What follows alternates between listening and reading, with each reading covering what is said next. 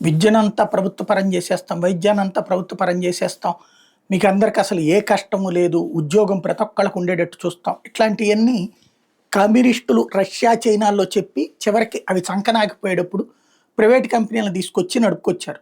మళ్ళీ ఈ సిద్ధాంతాన్ని భారతీయ సంతతికి చెందినటువంటి ఓ వ్యక్తి న్యూయార్క్లో మేయర్ పదవి కోసం ఈ సిద్ధాంతాల్ని అక్కడ ఎన్నికలకి ముందు పెడుతున్నాడు. డెమోక్రాట్ పార్టీ ఏదైతే బైడెన్ పార్టీ ఉందో వాళ్ళు అక్కడ అతని మేయర్ అభ్యర్థిగా ఓకే చేశారు. వాళ్ళల్లో అతనే ఫైనల్ అయ్యాడు.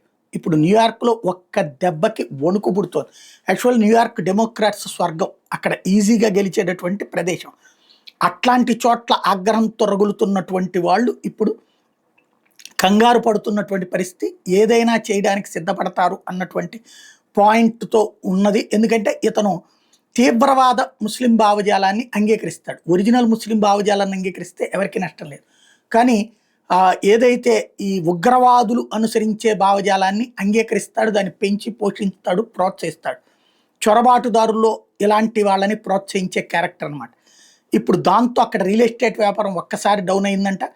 అక్కడికి వచ్చి సెటిల్ అవ్వాలనుకునేటటువంటి వాళ్ళు ఆగుతున్నారట. ఇప్పుడు ఉన్నటువంటి వాళ్ళు కంగారు పడే పరిస్థితి. ఇది వాస్తవమా కాదన్నది పక్కన పెడితే చర్చ మాత్రం సీరియస్గా జరుగుతుంది.